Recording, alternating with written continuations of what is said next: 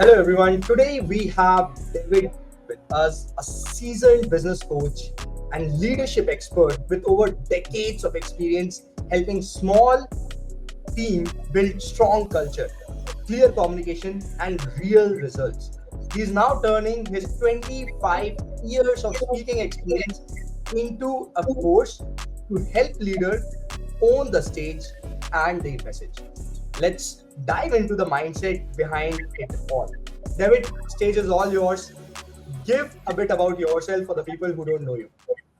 Yes, hi Hans. So glad to be with you today. I'm David Swihart, and I help people get clear on who they are, what they want, and how to get there. Now, I've run my business, Next Steps Coaching, for about 10 years, and I designed it to help people figure out clear next steps to move them from where they currently are to where they want to be, whether they're individuals, organizations, or businesses. And so, like you said, I love to work with small teams. I love to help them get clear on their focus, their goals, their direction, their communication, and to help them find their best way forward. And for me, helping people speak is just a passion for me because they really see a path forward for themselves on the stage. And so I try to help them do what is best for them and help them see how to communicate their style rather than trying to mimic someone else's. Thank you so much for sharing, David. Give us a bit of backstory, how it all got started, how was your childhood, a bit of your backstory. Sure.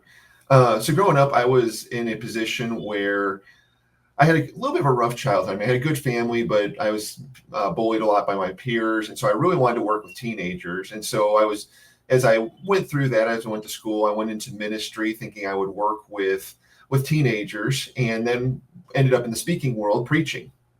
And as I was doing that, I was trying to figure out, how do I turn this into something to help people grow, help people expand. And in so doing, I ended up doing youth ministry, working with teenagers. And as had been doing that for a while, the money was not there for me to continue at the place where I was. And so I started thinking, well, how could I move forward? And I thought, well, maybe I could start speaking at schools, because I loved speaking. I loved presenting. I could help kids who maybe had some hard times like I did, through bullying, through low self-esteem. And so I went and got certified with the John Maxwell team, thinking I would be able to help them through that. Well, as I got certified, I went in to start trying to speak at schools. I couldn't get in the door. I couldn't figure out the process. I couldn't figure out how to do it. And I realized through the Maxwell team, I also had the ability to coach. So I said to several of my friends, hey, I got this coaching thing. I don't know anything about it. What would you think about just trying a couple sessions? And I fell in love with coaching. And so I decided to mix the coaching with the young adults and see if I could help them with career path, help them with working through their decision-making process, help them work through their self-worth, and quickly realized it was a very difficult place to maneuver, because a lot of young people just don't know where they want to go. And even though I did help several, it wasn't the best place. And so that's when I started looking at different options and started looking at how could I help them at the workplace. And that led into working with small teams. It led me into working with different businesses and helping businesses develop their employees, because there's so many things that employers are looking for right now. How do you help them communicate? How do you help them be productive? How do you help our employees really rise to that next level and work together as a team? And so I love helping those teams work together and bring those things together. Now, and that's kind of what, all along, though, I've always wanted to work with speaking. And so working on my coaching skills through that process has helped me work on coaching so I can help people with speaking as well. I mean, I've studied speaking now for over 25 years. I've been learning all the tricks of the trade, learning all the different pieces of it. Now I'm still learning myself. I mean, we all have room to grow. And so I'm 25 years into my journey. I've expanded as a speaker immensely over the years. And now as I try to help others do the same, I want people just to get their message out there. Awesome. So you have now worked with so many diverse people, I'd say. You have worked with youth to leadership teams. What draw you inside coaching? Was there a specific moment or a person that sparked that interest in you? Okay, I want to do specifically coaching. I want to get inside coaching industry. Mm-hmm. Well, for me, the first couple of coaching sessions I did with my friends really opened my eyes to the power of coaching, Because when you do coaching right, you come in as a observant listener and curious question asker. And so as I'm asking my friends these questions, taking them deeper, I'm seeing breakthroughs. I'm seeing people have aha moments. I'm seeing people have light bulbs come on. I'm seeing people overcome some self-doubt in areas. I'm seeing people recognize their patterns of self-sabotage and decide that they want to figure out steps to move forward. I watched them follow through with tasks they had said they would do for years, and all of a sudden now they're doing them in weeks and months. And I help them overcome uncertainty, because speaking, when I do speaking coaching, what I find is a lot of people have all the things they need to say. They just need someone to affirm them and say, man, that's a great way to put that. You could say it a little bit better this way, but a lot of times my clients, they just need a boost of self-confidence that this is a good message. This is a good teaching. This is a good story to help people see the truth of what you've lived and how they can follow in your journey. And so helping people overcome that fear of rejection, that fear of failure, helping them think through that, process that, and see a way forward is what I just love to do and help people with. And so and that's been across the board, Hans. From the young people I've worked with all the way into people in their, I've actually coached somebody in their 70s.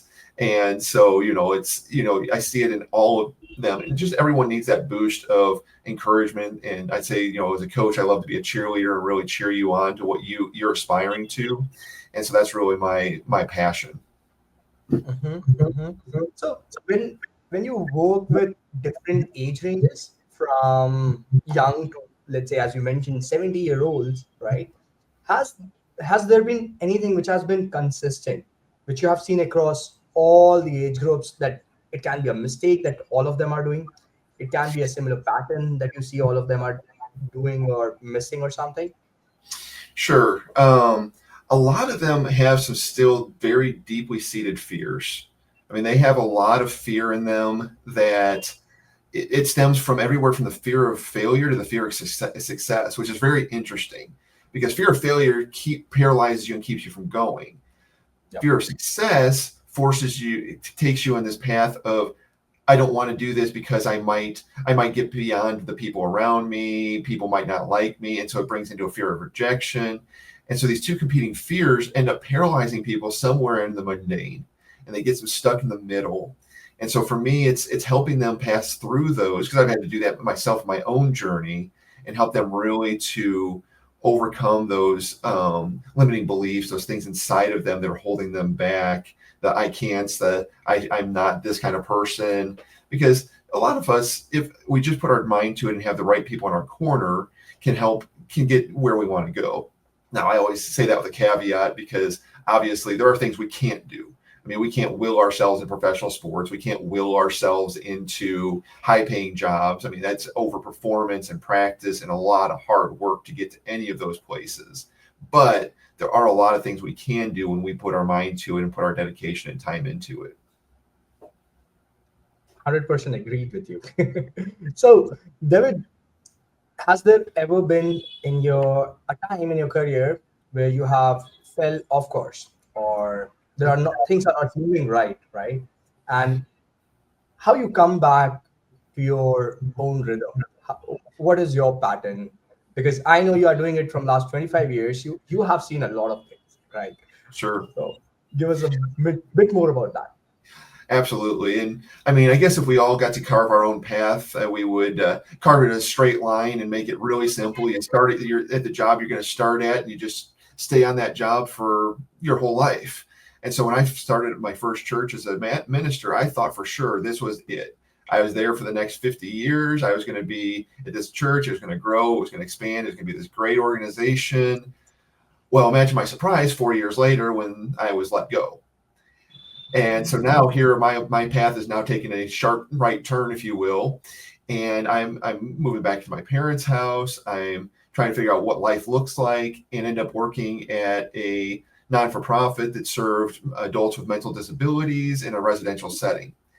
And I'm sitting there going, okay, why am I here? This looks like a total off-path thing. I'm not speaking. I'm not teaching. I'm not doing any of the things I love to do. What is going on here? Well, it happened to be that I was at that place for a very specific lesson. I didn't know myself.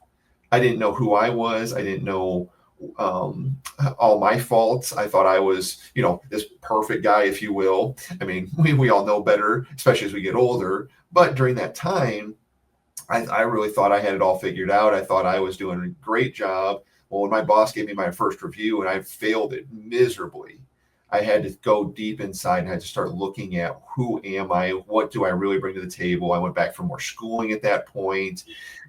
And, you know, and again, fast forward a couple more years, I end up working with the teenagers I always wanted to work with. Well, money's falling short at the organization. They can't pay me what they had been paying me. I start my business thinking I'm going to supplement my business income to keep doing that youth ministry. Well, pretty quick, that didn't work out. Church let me go. Here I am again. Now, I thought for sure I'm walking right into my business. But what I didn't realize is I still had more lessons to learn. So I ended up working for a non-for-profit that worked with the homeless in Springfield, Illinois, where I live. And I started working there, ended up becoming the executive director, leading that organization. But the lessons I learned there were absolutely invaluable because I learned how to lead a team. I learned how to help individuals on my team grow into their roles and responsibilities. I helped figure out strategic planning. I helped work on all of these things that were going to serve my business, my consulting and coaching for small teams, help me have some credibility in those groups, and help them think through processes, policies, strategies, because I worked on putting a lot of that together for the organization I worked for. And so, yes, I've had several places where I ended up in different places. But then once I did start my business, after I left that organization, actually went to my business full time, I thought for sure I had it figured out. I had clients that were promising me all these contracts. Well, when the first big contract didn't come through that I had counted on for my business to be viable for the first year, I found myself scrambling. Where do you turn? So I'm networking, I'm marketing, I'm trying everything I can think of to try and get ahead, and nothing's working. And so about a year and a half into my full time in my business, we went bankrupt. And that for me was an absolute wake up call. Because I had to ask myself, well, what am I going to do here? Because I don't want to close my business, but I can't survive. My family can't survive if I don't do something. And that's when I pursued a job at a church and started speaking part-time there, which supplemented our income, but then allowed me to do my business the way I wanted to. And since then, I've been able to practice my speaking every week, as well as develop the business in a way that allows it to be sustaining. And now I'm at a point where my business is sustaining itself. It's paying for itself. It's paying all its bills. It's paying me, which is where every business wants to get. But it took a long time for me to get there and to really get to that place where I could say, okay, the cash flow's there, the money's coming through. And anybody starting out in business, you have to realize you need people in your corner. You need people who are helping you through this process, because if you don't have those people, your chances of success are so small. So within this journey, right, there has been a lot of ups and downs for you, right? Mm-hmm. At the point where you are not coaching, right, or doing speaking, what do you like to do on the side? How does David's day look like when he's not coaching anymore? Sure. Well, being self-employed, there's not too many days that I'm not doing something for my business. I try to take some time here and there, but I love spending time with my family. I've got 2 kids and my wife, and we love to watch movies. My son loves to play video games, so we try to find some good 2-player games that we can play together and do that. So so enjoy that. I do love playing basketball. I do love to work out as well. And then I do enjoy reading as well. I finished a series of books that I love, American Western books that are written by Louis L'Amour specifically. And so I collected all of those and read all of those over the last few years. And I enjoy reading things in various topics, and especially improving communication and speaking. Those are things I love to study and to spend time with. So anyone watching this episode right now and they want to improve their speaking and they want to start, they're at the early stage of their speaking, would you recommend them few books which you feel is going to be beneficial for them? There are so many books out there, Hans, and I'm always careful to recommend books because the problem is a lot of them teach a method. And when I talk to people, the issue with a method is the method might not fit you. I mean, when I'm speaking, I now have somewhere in the neighborhood of 20 to 40 different ways to put a speech together. Everything from an inductive flow to a deductive flow to a narrative flow. I mean, I do a lot of different things, and so I'd be very hesitant to recommend a specific book because they're going to try to put them into a mold. When I work with someone, I try to bring them out to figure out how they're best going to present because you have to figure out how you think. So if someone's going to start speaking, the thing I usually tell them is first of all, figure out your stories. And now some people have a big story. Some people have one of those stories that was life changing, whether it was an accident or a addiction or a near death experience. And some of those are great stories, but they're very, very difficult to present well. And even some of the people who do present them well don't always connect well with their audience and help their audience through it. And so what I try to do is help them figure out how to get their audience connected so they can hear their story. And so I always tell people, start if you got one of those big stories, make sure first of all you know what it is and how to tell it well so that you don't traumatize people. But also if you don't have one of those stories, start collecting your observations on life, the things that happened to you, because those stories, the things that you've had happen to you, the things you've gone through in your life, they are things that other people are going through or will be going through. That's what you want to speak to because those are the things that people need to hear. They want to hear. They want to know that you're a human being that understands their world and can relate to them. And so I always tell people, start there. Start with your story. Start with the things that you have to say because your story is your story. No one can ask you about that. Now, if I start telling Hans' story, well, then someone goes, well, I know Hans too. I don't remember that. And so you can't really do much with that. But with my story, with your story, you can tell your own story well. And so I always tell people, get good at that first. Start telling those stories. Once you got them collected, start telling them to your family, your friends, anywhere that anybody will listen. Start sharing those stories. See how they land. See where people laugh. See where people go, oh my goodness, wow, that really resonates with me. Because those then become the great stories to share from stage. Because one or two people resonate with them, more than likely more people resonate with them. And that's really where speaking starts, is great stories, in my opinion. And it's like now I'm very much curious to know about this, that when we are trying to tell our stories, do we also need to do a bit of testing kind of stuff? What resonates with people and double down on that? Is that the case? Yes, absolutely.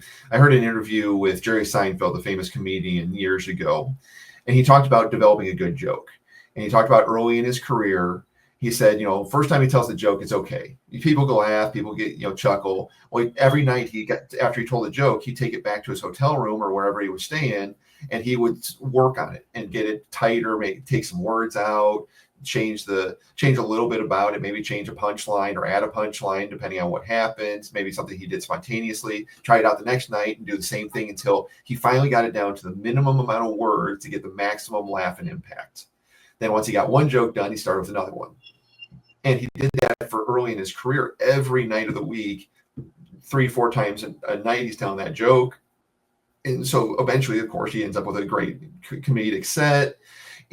But that's how all the great comedians and storytellers do it, is they just keep working on it. So you tell the story, then you go back and refine it. I had a story I told years ago that was 13 minutes long. Now, 13 minutes is way too long for any story in a speech.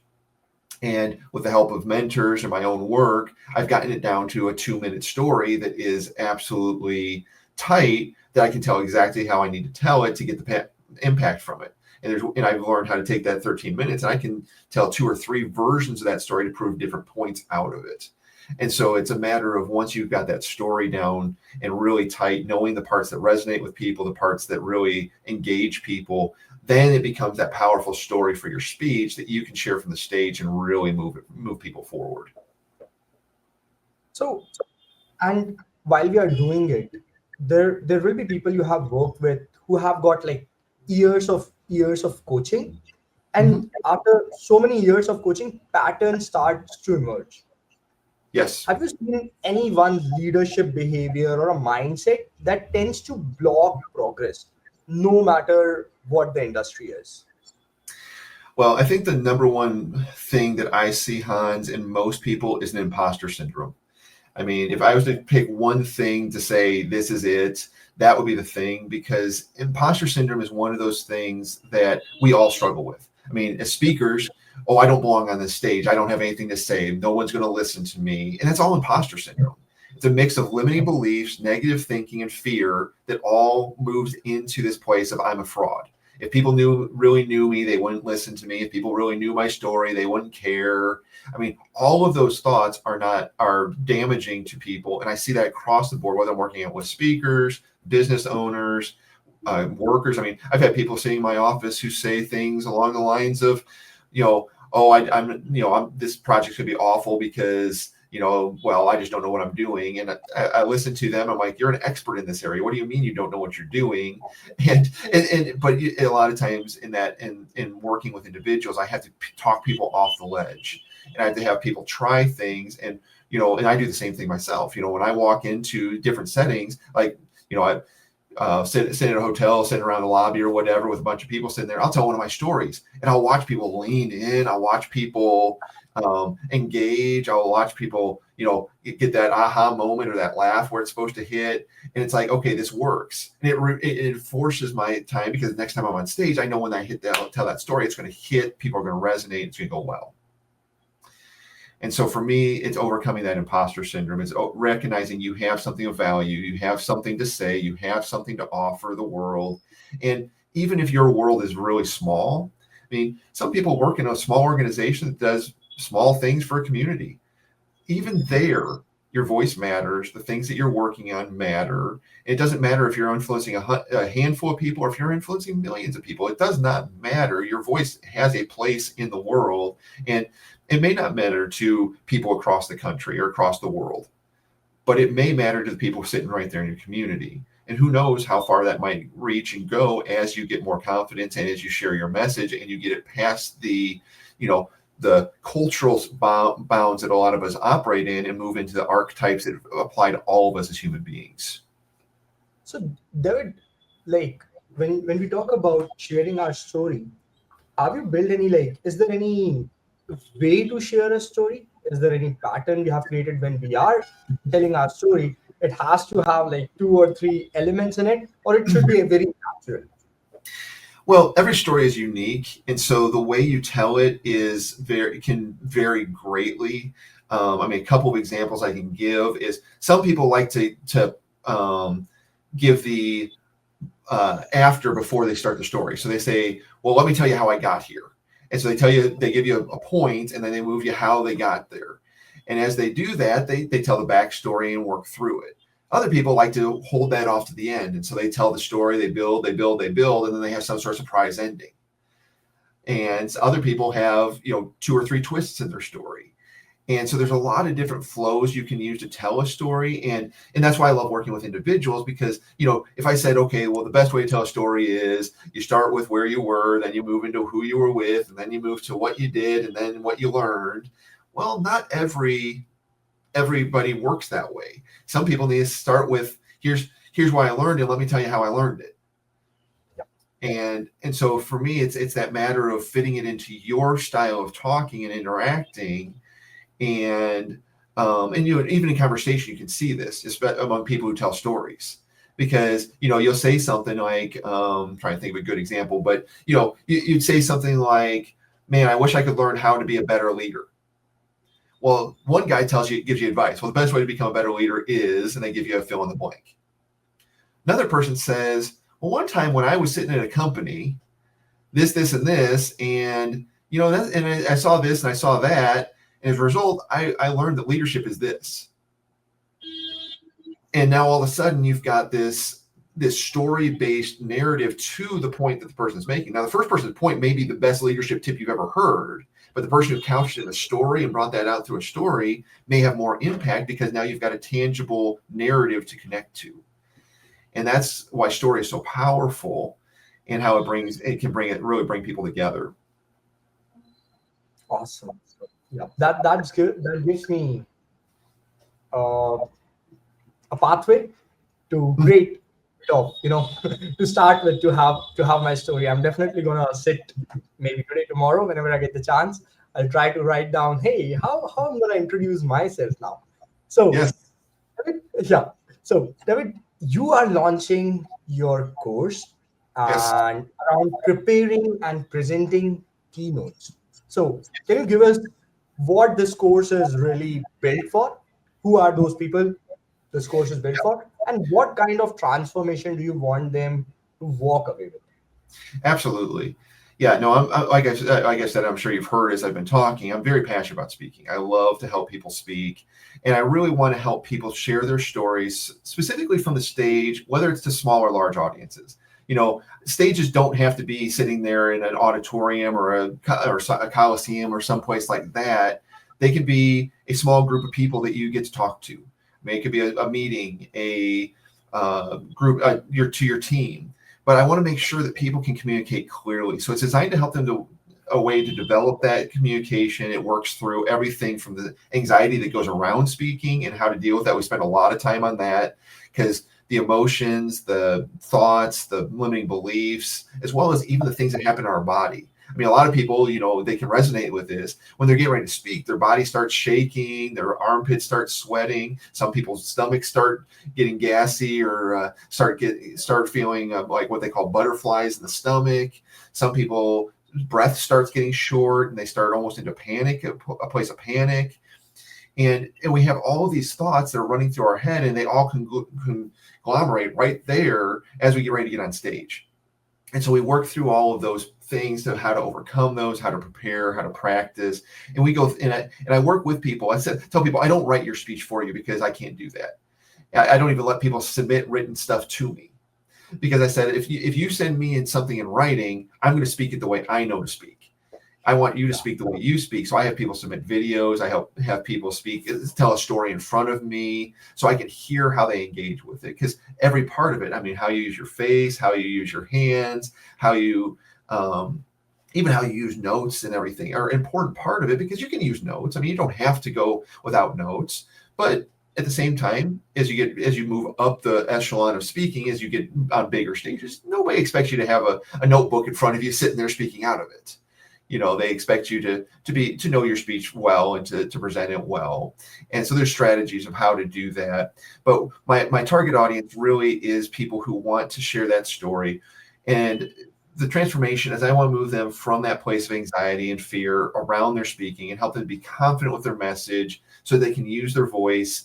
And so that their audience is going to walk away with a clear understanding of what they've communicated. Because none of us wants to communicate and have people walk away going, well, that was pretty. Or that was a nice way to talk. We want people to walk away with a clear set of actions, a clear thing that they can do, whether that's with us or a clear step in life. I mean, depending on your purpose. I mean, a lot of people make their money on what they do at the end of a speech rather than on the speech itself. And so if you have the right way to talk with people, to introduce them to yourself and to sell whatever services or products you're selling to help them move forward, that is going to be the most impact you can have in most service-based businesses, in my opinion.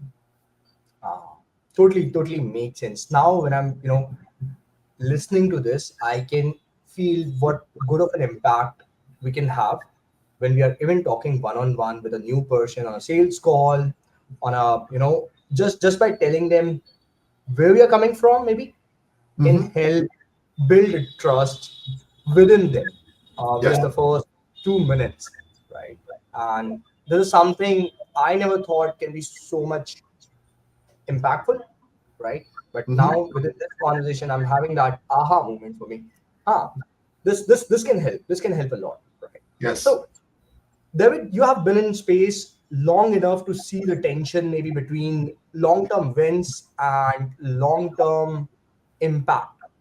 How do you personally balance legacy versus results when it comes to working with your clients? Sure, absolutely. Well, this is one of those things where a lot of people get stuck on, well, how far do I plan ahead? How big do the goals do I set? And what I try to help my clients do is I help them try to get them out of the weeds because a lot of people get stuck in the weeds and can't see the bigger picture. So I try to help them figure out the bigger picture. Now, for some people, that's a year in advance or some as far as 3 to 5 years. But I always tell people you have to be able to see where you're headed in order to get there. And so I help them see the whole forest. Then we start working on the trees because I had one client that I had to work through this process. And I always tell people the path you're looking for is somewhere along the path you're already walking. You don't know where it might be. You don't know exactly where it's going to show up. But as you start walking a path, you find another path. And then you start walking that path. And once you start walking that path, you find another path. And eventually what happens is you get where you want to be. Now, most of us didn't understand that when we made a decision or a choice 5, 10, 15 years ago, and probably the people listening will understand this, it would have an impact on everything, where we live currently, who we're in a relationship with. I mean, it has so much there. And the same thing's true of our next 5 to 10 to 15 years. Is, the path we're walking currently is going to lead down the same way that the previous path did. We're going to have more branches. We're going to have more forks in the road that we're going to make decisions about. And so for me, it's always helping them see what is the way that they can have a big impact. How can you have what can you do in the short term? What easy steps, easy things can you do right now to get there? So like I just said to people, if you want a great keynote that's an hour long, the first thing to do is work on your 2 to 3 minute stories. Because if you're working on those, if you're getting really good at telling the stories, well, then as we start putting that speech together, as we start working that together, those stories become critical parts of your message and the keynote that you're sharing. And so as you do that, that takes you to that next level. And that way, as you continue to walk that road, because, we do the same thing with your teaching points. If you, once you get your stories down, we start working on your teaching points, and we get those teaching points down to the point where when you say a phrase, people know exactly what it means, exactly how to say it. And, there's so many ways to say something, but when you say your unique way of saying it, you back it up with a good story. Now, all of a sudden, you're moving into that place of impact, and it helps people really get there, because legacy is built over a long, long path. And, I've heard someone say success is walking a long way in the same direction. And usually it's only as we look back that we actually see that success. And so, I help people work with them so that they can be ahead of the people that are coming behind them, so that they can lead them, who will lead others down that same path. And you're blazing trails to help people come behind you. Amazing. So that's awesome. I'm just thinking about it still. Mm-hmm. All right. So David, I have last 3 questions coming on your way. The last 2 are the easiest one. So if everything is taken away from you, all your tools, all your frameworks which you teach right now, what would be still that one idea or principle you would keep teaching for the rest of your career, with the people who come to, ask you, I want to improve my speaking, I want to have my story and all those things? Yeah, I think the one thing that I would always encourage all my clients across the board, whether they're speaking or business or wherever they are, is a simple word, and that's contentment.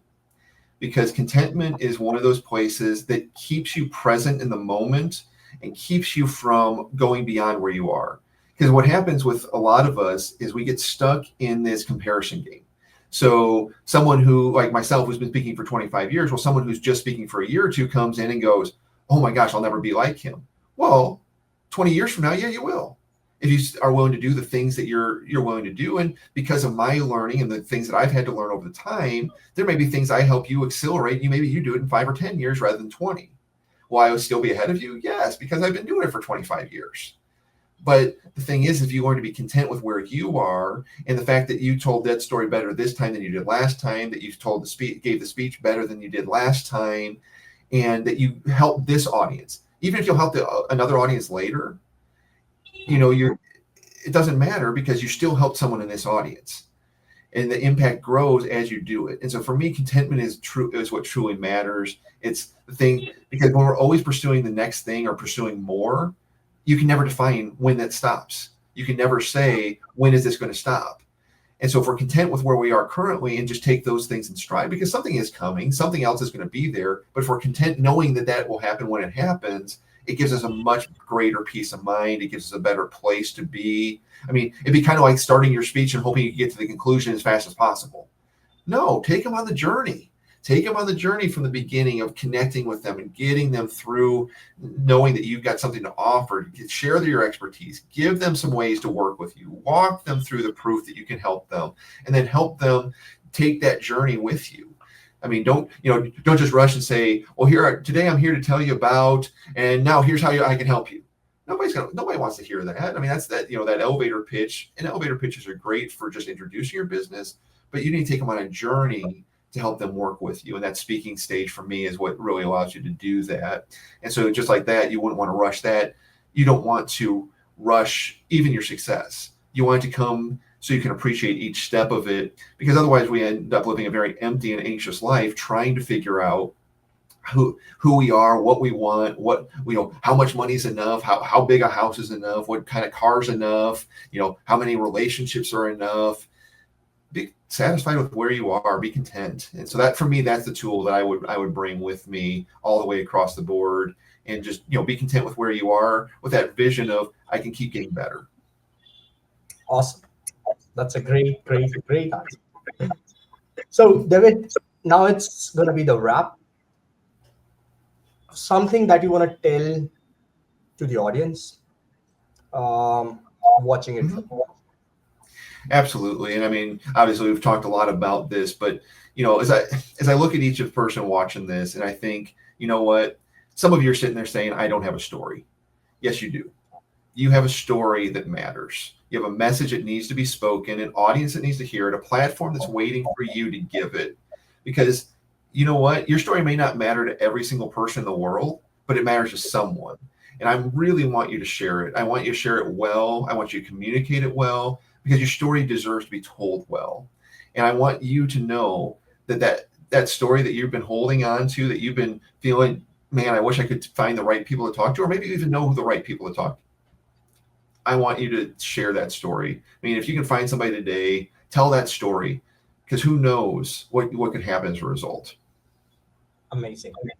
And my last question is, if someone is listening to this, David, and want to reach out to you, want to connect with you, what would be the best place for them to just reach out to you, so they get, it's easier for them to connect and get a response from you? Absolutely. And so I'm going to give you two websites.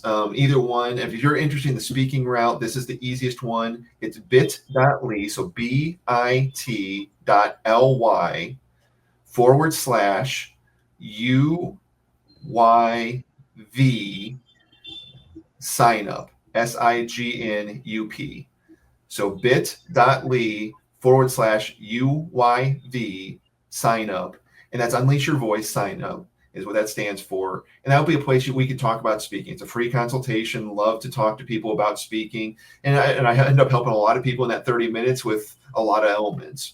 Or if you're not interested in speaking, but you just want to talk about coaching or about something we talked about today, overcoming imposter syndrome, you can do the same thing at this link, bit.ly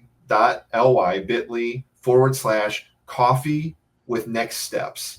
So just as simple as that, all run together, coffee with next steps. I'd love to have a cup of coffee with you. You bring yours, I'll bring mine, and we'll sit down and we'll just chat about what you want to chat about, speaking, whatever. So either one of those links will get you to me, get to my calendar, and love to sit down with you for 30 minutes, talk to you, get to know you. Awesome. Thank you so much, David, for sharing our valuable time with us, and sharing all these nuggets which we can utilize and the audience of this episode can utilize and improve their speaking. Yep, thank you so much, and I'll see you around. Bye. Yes, you're welcome. Thank you. Bye.